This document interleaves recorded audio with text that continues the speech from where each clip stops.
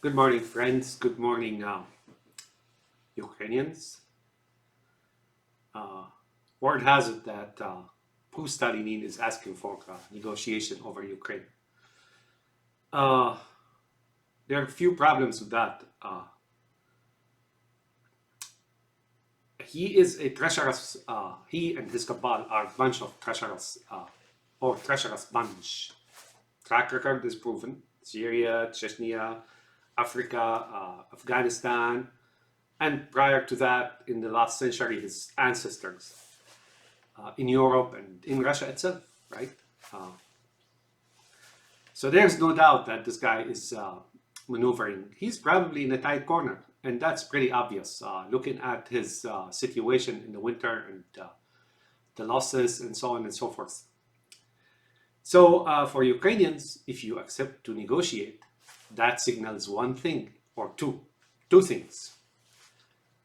It'll signal that you have accepted Russian staying in your land. Just the mere fact you accept to negotiate means exactly that. Two, it also indicates that you're traitors to your country. Now that with all that done to Russia, and Russia being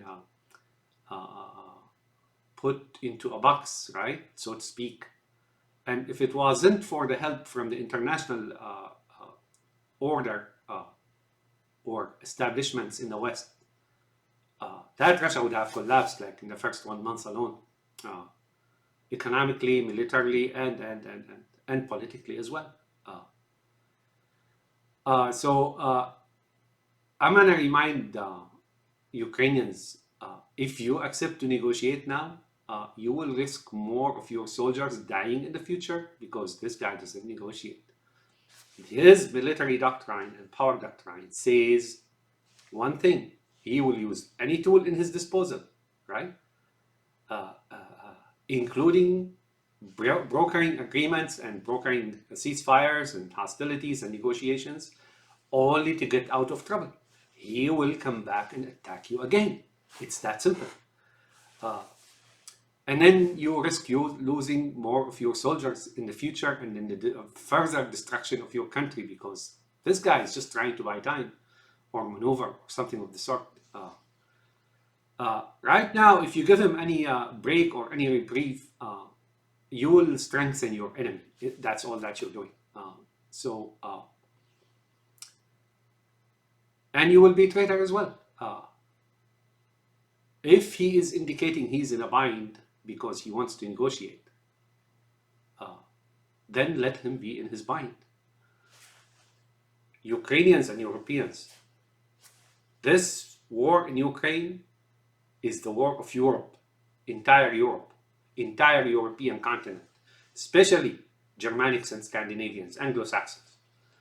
This battle in Ukraine now is one way or the other, period. Don't kid yourself about that. I have made this point before and I'm making it again. Ukrainian ordinary citizens, if your leadership, the one you elected into office, supposedly, I don't know, I mean, computers now fabricate a lot of election results, right? This is well known now, there is no doubt of it. If they agree to negotiate with Pustalenins, that means they're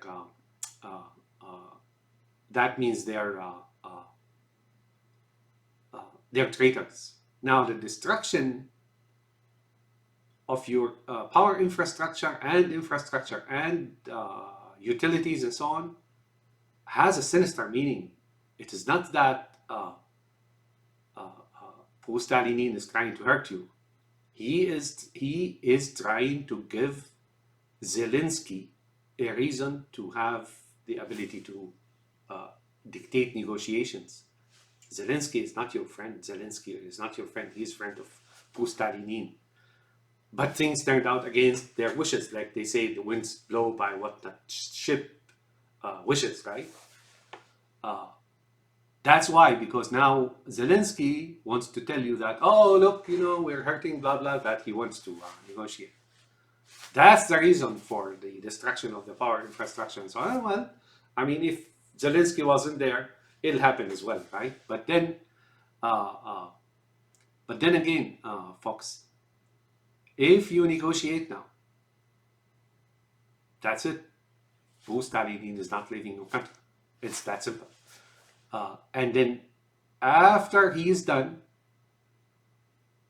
regrouping and replenishing his troops, and then skipping over the winter, right? Like he wants to stay put and protect his troops over the winter. He'll come back again in the spring. You can count on that. And he will have already mustered a lot of conscripts and Shiites from the east and so on and so forth. Guess what?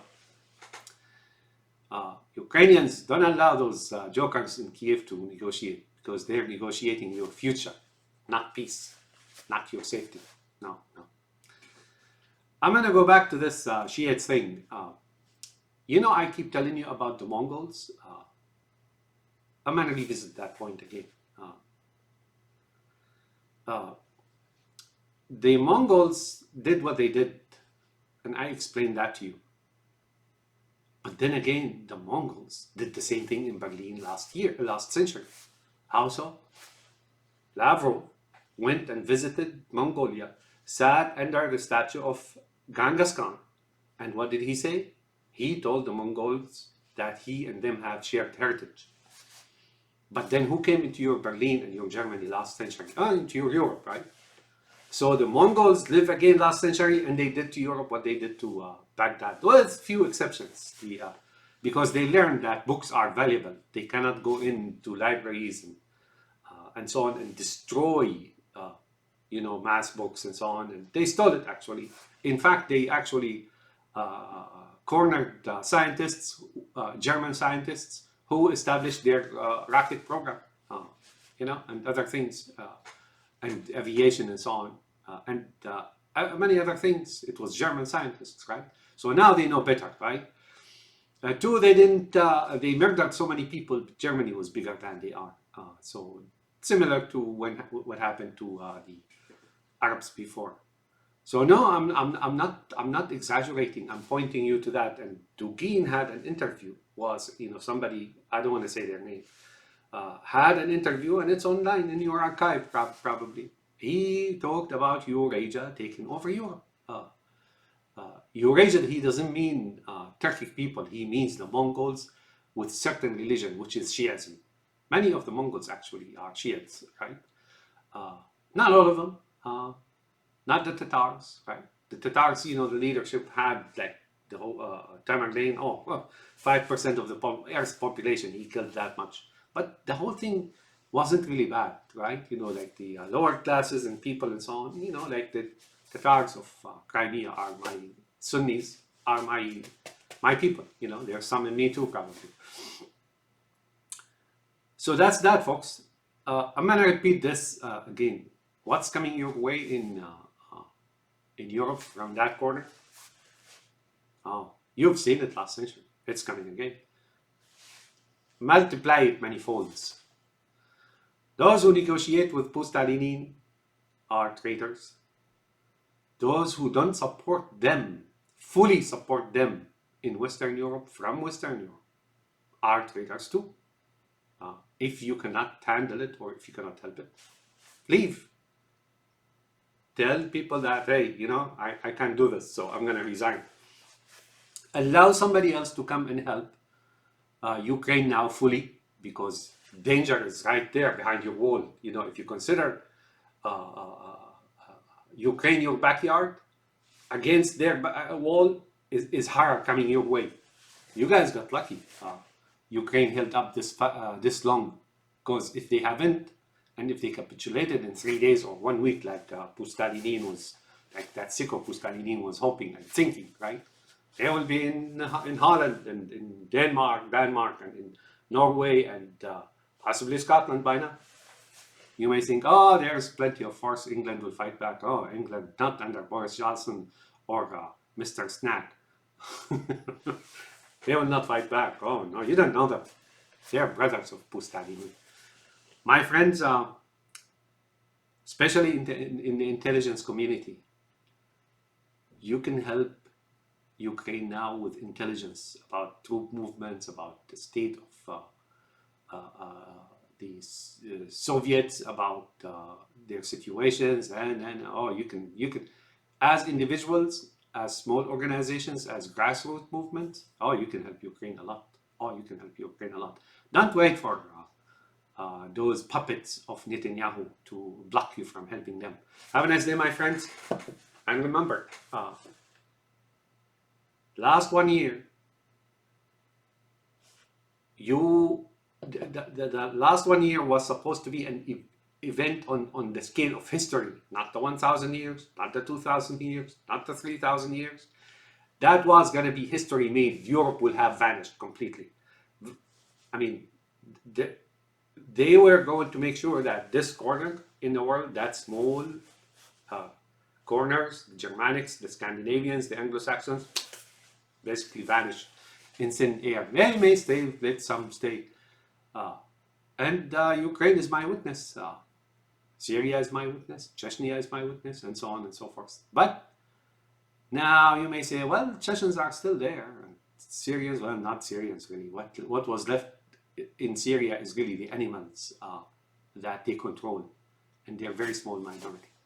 The rest either are killed or disappear in vast numbers in jails, in dungeons, in torture chambers, and many are refugees, right?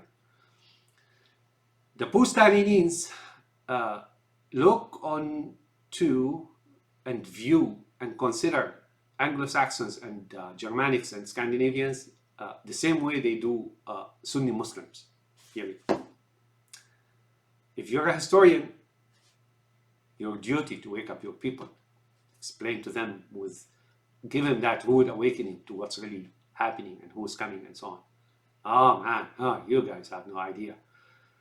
Those in the intelligence, time to start smuggling information to Ukraine. Not those jokers in Kiev, like the rulers. Oh, no. Intelligence aid community. Just pass information to them and tell them where their enemies are. Whatever information you catch, just give it to them.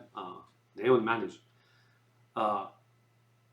This is, I remember, I used to live in a house when I was in Houston, and then next to me, in a subdivision, next to me there was like a big grassland and trees and so on. It was undeveloped area.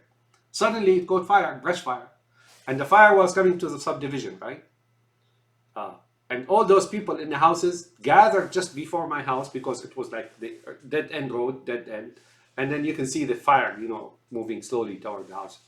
They were watching. It was their houses, right? I was renting. I wasn't really owner. And what did I do? I extended a water hose from the house and began to water the grass like about at least 10-15 meters away from the house, like from the border of the house, the fence, all the way to like something like 15 meters out. Oh, I watered it. It cost me a lot of money. I had a permit, right? The other guys didn't. Now, luckily, the fire department arrived and they put out the fire, right? The brush fire. But what I'm trying to say here, you Germanics, you Scandinavians, you just can't wait until this fire is in your country. Oh, it will be fire. It's so incendiary. What's coming your way is so incendiary.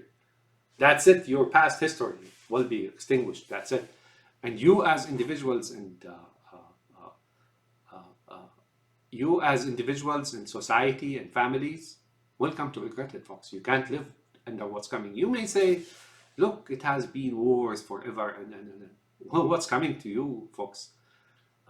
That's humanity. What's coming to you is going to incinerate you, basically. So you either fight back or succumb, or it's one to Canada. I don't think they'll take you in there because the Trudeau of Canada is a friend of Pustalenins, and you know it. Remember those gas engines and so on that Canada sent to Pustalenins when the Ukrainians protested that, but he didn't care, right? Have a nice day, my friends. And I keep repeating the same song, folks. Those of you who know the true history of the last century, especially in Germany, you can't, folks. You just cannot wait. And if there's any negotiation now, I assure you 100% that Pustalenins is just buying time. Period. This guy doesn't shake hands. You can shake his hand all you want. Once you turn your back, a big stab dagger will stab your back right there. Here, have a nice day, my friend. Slava Ukraini!